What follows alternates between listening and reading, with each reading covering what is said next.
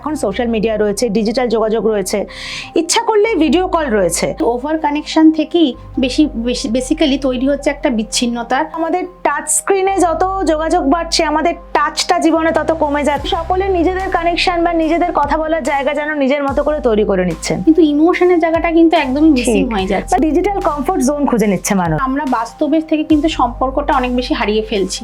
Chat জিপিটির সঙ্গে প্রেম করছে, সঙ্গীর নামে একটা বিপদে মুখেও পড়ে যেতে হচ্ছে কখনো। সবসময় নিজের কষ্টটাকে লুকিয়ে নিজের আনন্দটাকে দেখাচ্ছে। পাঁচটা মানুষ বসে কথা বলছে, আড্ডা মারছে, একজন হয়তো ফোনেই ঢুকে আছে। দরকারের বাইরে ভার্চুয়াল জগৎকে কিন্তু কখনো এন্টারটেইনমেন্ট বানানো উচিত না। আজকাল প্রায় আমাদের সকলেরই কম বেশি সকালটা শুরু হয় একাধিক গুড মর্নিং মেসেজ দিয়ে, তারপর সারাদিন চলতে থাকে টাইপিং, সিন, অনেক রিল ভাসতে থাকে, চ্যাট বক্সে কথার পাহাড় জমতে থাকে, কিন্তু আমাদের ঘরের ভেতরে যেন নিস্তব্ধতা, মনের ভেতরে যেন শূন্যতা।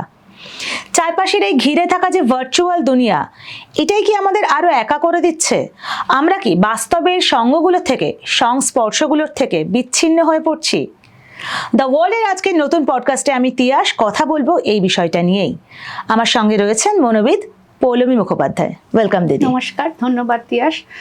অ্যাকচুয়ালি এটা একটা খুবই সমালোচিত টপিক আর কি, এটা খুবই গুরুত্বপূর্ণ এখনকার দিনে টপিক, কারণ এখন মানুষ একটু বেশি ওভার কানেক্টেড হয়ে যাচ্ছে এবং সেই ওভার কানেকশন থেকেই বেসিক্যালি তৈরি হচ্ছে একটা বিচ্ছিন্নতার মনোভাব আর কি। ঠিক, এই যে বিচ্ছিন্নতা বা একাকিত্ব বা যাই হোক না কেন, আগে কি হতো, এই একা মানে আমার যিনি সঙ্গী, ধরুন আমার যিনি পার্টনার, তিনি বিদেশে রয়েছেন, আমি একটু একা হয়ে গেছি, বা যে ছেলে মেয়ে সে বাড়ি ছেড়ে একা হস্টেলে পড়তে যাচ্ছে। কিন্তু এখন তো এই দূরত্বগুলো অতটা ম্যাটার করে না, কারণ এখন সোশ্যাল মিডিয়া রয়েছে, ডিজিটাল যোগাযোগ রয়েছে, ইচ্ছা করলে ভিডিও কল রয়েছে। ফলে সেই দূরত্ব হয়তো নেই, কিন্তু তাও মানুষ নিঃসঙ্গ, তাও মানুষ আরো বেশি একা বোধ করছে। এটা কেন হচ্ছে? হ্যাঁ, এখন মানুষ সম্পর্ক গড়ি ঠিকই, কিন্তু মানুষ কিন্তু সংযোগ হারাচ্ছে এবং মানুষ কিন্তু সবসময় কথায় তো মন ভরে না, মানুষের কিন্তু সেই স্পর্শ, সেই অনুভূতি, সেই চোখে দেখার যে আনন্দটা, সেটা সবসময় কিন্তু আমাদের মনকে সম্পূর্ণ করে তোলে। এবং যখনই সেই সম্পূর্ণতা আসে না, তখন মনের মধ্যে কিন্তু একটা শূন্যতা তৈরি হয়, আর সেই শূন্যতা থেকেই কিন্তু আমাদের মনে আরো বেশি সেই জায়গার চাহিদাটা পূরণ হয় না। মানে আপনি কি বলতে চাইছেন যে আমাদের টাচ স্ক্রিনে যত যোগাযোগ বাড়ছে, আমাদের টাচটা জীবনে তত কমে যাচ্ছে, আমরা স্পর্শ হারাচ্ছি? একদমই ঠিক। এই রকমটাকে বলা হয় ডিজিটাল কন্ট্রাডিকশন। আমরা যত বেশি যুক্ত হই, আমরা ততই বেশি যেন সবকিছু থেকে বিচ্ছিন্ন হয়ে যায়। ওভার কানেক্টেড, যেটা আপনি বললেন। অনেকেই এখন কিন্তু বলে যে আমি একা নই, আমার একটা ভার্চুয়াল দুনিয়া আছে, কেউ গেম খেলছেন, কেউ কারোর চ্যাটবট রয়েছে কোনো, মানে সকলে নিজেদের কানেকশন বা নিজেদের কথা বলার জায়গা যেন নিজের মতো করে তৈরি করে নিচ্ছেন। কিন্তু আফটার অল এগুলো যন্ত্র। তো এটা কি একটা মানুষকে সত্যিই সান্ত্বনা দিতে পারে? হ্যাঁ, একদমই ঠিকই বলেছেন। মানুষকে হয়তো ওই সময় একটা সাময়িকভাবে হয়তো তাকে একটা রেসপন্স করছে, কিন্তু ইমোশনের জায়গাটা কিন্তু একদমই মিসিং হয়ে যাচ্ছে। মানে এটা একটা মেকানিক্যাল রেসপন্স। একদমই মেকানিক্যাল রেসপন্স, এবং সেই রেসপন্সে হয়তো মানুষ ওই মুহূর্তের জন্য একটা ইমোশনাল অ্যানাস্থেসিয়ার মতো কাজ করছে। মানে সেই সময় হয়তো তার কষ্টটা তাকে ভুলিয়ে দিচ্ছে, কিন্তু সেটা খুব সাময়িকভাবে, তাকে কিন্তু লং টার্ম তাকে কিন্তু ইমোশনাল কোনো হেল্প তাকে কিন্তু করছে। এটা যেন একটা কোথাও ডিজিটাল কমফোর্ট জোন খুঁজে নিচ্ছে মানুষ। হ্যাঁ, একদমই তাই।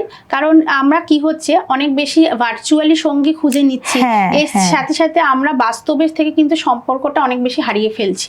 মানে এইটা আর একটা মানে চরম পর্যায়ে এখন এমনও শোনা যাচ্ছে, আমরা অনেক খবরও দেখেছি যে মানুষ সঙ্গীর অভাবে চ্যাট জিপিটির সঙ্গে কথা বলছে, এমনকি এরকমও খবর এসেছে চ্যাট জিপিটির সঙ্গে প্রেম করছে। এমন একটা মারাত্মক পর্যায়ে গেছে যে সে নিজেকে শেষ করে দেওয়ার উপায়, সেটা নিয়ে আলোচনা করছে চ্যাট জিপিটির সঙ্গে, এবং চ্যাট জিপিটি তাকে সাপোর্ট করছে। তো এই যে সঙ্গীর নামে একটা বিপদে মুখেও পড়ে যেতে হচ্ছে কখনো, এইটাকে কিভাবে দেখছেন, বা এটার মানে এটার একটা রেমেডি হিসেবে কি বলবেন? হ্যাঁ, এই পরিণতি কিন্তু ভয়াবহ, কারণ মানুষ যন্ত্রকে ভাবছে চালনা কিন্তু করছে, কিন্তু যন্ত্র মানুষকে চালনা করছে, এবং সে কিন্তু একটা ফাঁদে পড়ে যাচ্ছে। সোশ্যাল মিডিয়া যেন একটা আত্মপরিচয়ের নতুন মঞ্চ হয়ে উঠেছে। মানে সেখানে আমাকে দেখাতে হবে আমি ভালো আছি, দেখাতে হবে আমার আশপাশটা খুব সুন্দর রয়েছে। তো এই যে একটা কম্পিটিশনে পড়ে যাওয়া, এটাকে আপনি কিভাবে দেখেন?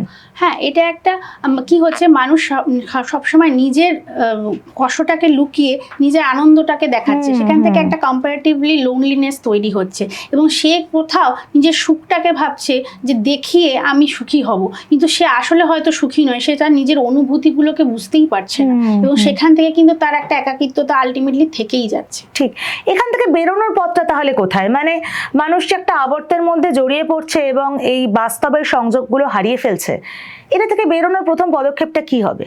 হ্যাঁ, এটা মনে রাখতে হবে, ভার্চুয়াল ওয়ার্ল্ডটা কিন্তু মানুষের শত্রু নয়, কিন্তু এখানে ক্রমাগত মানুষ যদি ইন্টারাক্ট করতে থাকে, সে কিন্তু তার নিজের বন্ধু সবকিছু কিন্তু সে হারিয়ে ফেলছে, এখানে সে কিন্তু ডুবে যাচ্ছে এবং এখান থেকে বেরোতে গেলে তাকে রিয়েল যে জগৎটা, আমাদের যে আসল জগৎ, সেই জগতের সাথে অনেক বেশি কানেক্টেড হতে হবে।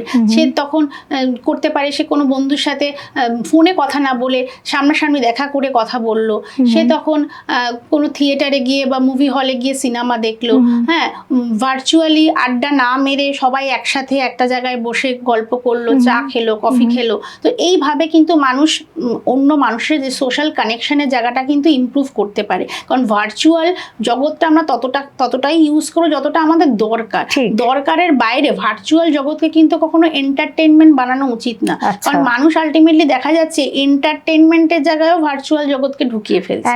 এবং মানুষ কিন্তু পারছে, সে পাশেই হয়তো বাড়িতেই থাকে, সে তাও ফোন করে কথা বলছে বা ভিডিও কল করে কথা বলছে। এটা না করে তো আমরা সামনাসামনি দেখা করে বা কোথাও গিয়ে তো বসেও গল্প করতে পারি। ঠিক, এটা তো একটা বড় সমস্যা। মানে এই যে আপনি বললেন ডুবে থাকা বা আমরা পাশের জনের সঙ্গে কথাটা ফোনেই সারছি, মানে এরকম দেখা যায় আজকাল বিভিন্ন যে সামাজিক গ্যাদারিং বা বাড়ির কোনো অনুষ্ঠানে হয়তো ছোট বড় সকলেই রয়েছেন, তো সেখানেও সদস্যরা বিচ্ছিন্ন হয়ে নিজেদের মতো ফোন ঘাটছেন। হয়তো 5টা মানুষ বসে কথা বলছে, আড্ডা মারছে, একজন হয়তো ফোনেই ঢুকে আছে। বা ছোট বাচ্চাদের ক্ষেত্রে আরো বিপজ্জনক, সমবয়সী 5টা বাচ্চা, তারা 5 জন 5 রকম গেমে বা কোনো কিছুতে তারা মোবাইলে আটকে রয়েছে। মানে এইটা তো খুবই সাংঘাতিক। বাস্তবে সংযোগ নেই তা নয়, কিন্তু আমি ঢুকতেই পারছি না। তো এটার কি কোনো মানে সমাধান রয়েছে? হ্যাঁ, ডেফিনেটলি, কারণ আমরা দেখছি যে বাচ্চারা স্পেশালি, কারণ আমার কাছে তো প্রচুর ক্লায়েন্ট আসে, ম্যাক্সিমাম ক্লায়েন্ট বড়রা দেখুন আসক্ত, সেটা নিয়ে আর কেউ আসে না, কিন্তু বেশিরভাগ ছোট যারা একদম মানে টিনেজার বা টিনেজারের থেকে যারা ছোট আর কি, টডলার, তারাও কিন্তু প্রচন্ড বেশি মোবাইলে আসক্তিতে ডুবে যাচ্ছে এবং বাবা মা কিছু বলতে গেলেই তাদের মধ্যে কিন্তু বিহেভিয়ারাল ইস্যুস হচ্ছে এবং সেখান থেকে কিন্তু অবশ্যই বেরোতে হবে। তার জন্য বাচ্চাকে অনেক বেশি, মানে বাচ্চাদের পয়েন্ট আমি আগে একটু বলে দিই, বাচ্চাদের কিন্তু আরো বেশি মানে জগতের সাথে কানেক্টেড হতে হবে। মা বাবারই সেখানে বড় দায়িত্ব আছে যে বাচ্চাদের নিয়ে বেরোনো, পার্কে নিয়ে যাওয়া, খেলা করাতে নিয়ে যাওয়া, বা আশেপাশে যদি তার কোনো বন্ধু থাকে তাদের সাথে দেখা করানো, সেখানে গল্প করা, হ্যাঁ, তাদের স্টোরি বই পড়ে শোনানো এবং আরো অনেক যাদের তাদের যে মানে ক্রিয়েটিভ হবিজ গুলো বা অ্যাক্টিভিটির মধ্যে যুক্ত রাখা। আর বড়দের উচিত এই জায়গাটাকে ম্যাচিওরলি বুঝে এবং সেইভাবে আর কি তাদের কিছু মানে প্র্যাকটিক্যালি সেখান থেকে বেরোনো। কারণ আমরা এটা মাথায় রাখবো যে মোবাইল আমরা দরকার ছাড়া ইউজ করব না, যতটুকু দরকার ততটুকু। মানে বাচ্চাকেও বোঝাতে হবে যে এটা দরকারের জিনিস, এটা খেলনার জিনিস না। আর এন্টারটেইনমেন্ট হতে হলে টিভি দেখো, দরকার হলে একটু বড় বাচ্চা হলে সিনেমা হলে গিয়ে সিনেমা দেখো, কিন্তু তার বেশি আমরা করব না। সেখানে একটা টাইম লিমিট কিন্তু মেনটেন করতে হবে, মানে মোবাইল দেখার আর কি। বড়দের ক্ষেত্রে একটা স্ক্রিন লিমিট থাকবে, ছোটদের ক্ষেত্রে একটা স্ক্রিন লিমিট থাকবে। কারণ স্ক্রিন লিমিটটা যদি আমরা বেঁধে না দিই, তাহলে কিন্তু আমরা সারাদিন ধরেই সবাই দেখতে থাকবো। একদমই তাই। সেটা বাচ্চাদেরকেও শেখাতে হবে, বড়দেরকেও মাথায় রাখতে হবে। এবং এই যে মানবিক সংযোগ নিয়ে আমরা কথা বলছি, আমাদের কিন্তু দিনের শেষে বোধহয় মনে রাখতে হবে মানুষ সামাজিক জীব। মানে সমাজের এই সংস্পর্শগুলো বাদ দিয়ে সে কিন্তু একা বাঁচতে পারে না, তাই না? একদমই, সেই জন্য সমাজের সাথে বেশি কানেক্টেড থাকতে হবে এবং এখানে একটা লাইফস্টাইল মডিফিকেশনের পয়েন্টসগুলোকেও মাথায় রাখতে হবে। ঘুরতে যেতে হবে, বেড়াতে যেতে হবে এবং দরকার হলে মোবাইল বাড়িতে রেখে বেড়াতে যেতে হবে, কারণ মোবাইল সাথে সাথে নিয়ে গেলে মোবাইল কিন্তু দেখেই ফেলবে মানুষ। তবে হ্যাঁ, দরকার যতটুকু, যেমন আমরা বেরোলে অনেক সময় গুগল ম্যাপস ফলো করি, সেক্ষেত্রে আমরা শুধু মোবাইল টুলস হিসেবে একটা দেখলাম, কিন্তু তার বাইরে যখন ঘুরতে যাচ্ছি আমরা সেই বাইরের প্রকৃতি বা বাইরের মানুষের উপর ফোকাস করব, মোবাইলে ফোকাস করব না। ঠিক, মানে কানেকশনটা কিন্তু মোবাইলের বাইরেই রয়েছে। মানে আমরা হয়তো চ্যাট করার সময় অনেক রকম ইমোজিতে অনেক এক্সপ্রেশন দেখতে পাই, কিন্তু সত্যিকারের চোখে চোখ রাখা যে এক্সপ্রেশন, সেটার তো কোনো বিকল্প নেই, তাই না? একদমই তাই। আর ইনফ্যাক্ট আমরা যখন ভিডিও কলও করি, চোখে চোখ কিন্তু হয় না সেখানে। হ্যাঁ, মানে আমরা ভাবি হচ্ছে মানুষ নিজের ভিডিওটাই নিজে দেখতে থাকে, যে আমি উল্টা আরো কনসিয়াস হয়ে যায় যে আমাকে ভালো দেখাচ্ছে কিনা, হ্যাঁ ভালো দেখাচ্ছে বা কোনো প্রবলেম হচ্ছে কিনা, সে তখন আরো বেশি সেখানে মানে বেশি অ্যাটেনশন দেয়, অপোজিটের উপর না ফোকাস করে। একদমই। অনেক ধন্যবাদ পৌলমীদি। আমরা জানতে পারলাম, বুঝতে পারলাম, আলোচনা করলাম যে ভার্চুয়াল জগতে এখন অনেক কথার ভিড়েও কিন্তু নীরবতা জমে যাচ্ছে এবং অনেক মানুষের ভিড়েও মানুষ বিচ্ছিন্ন হয়ে পড়ছে। এখন বোধহয় সময় এসেছে চোখের সামনে থেকে সেই ভার্চুয়াল পর্দাটা নামিয়ে রাস্তায় নামার, হাঁটার। কারণ আমরা কিন্তু মানুষ, আমরা কিন্তু কেবল ইউজার নই। আজকের এই এপিসোড ভালো লাগলে লাইক করুন, কমেন্ট করে মতামত জানান, শেয়ার করুন। আপনাদের যদি মানসিক স্বাস্থ্য সংক্রান্ত কোনো প্রশ্ন থেকে থাকে, আমাদের হোয়াটসঅ্যাপ করে জানান 8777350151 এই নাম্বারে। আপনার নাম, পরিচয়, তথ্য গোপন থাকবে। নতুন কোনো পডকাস্টে আবার হাজির হব, ততক্ষণ পর্যন্ত দেখতে থাকুন দ্য ওয়াল, কারণ খবর এখন এখানেই।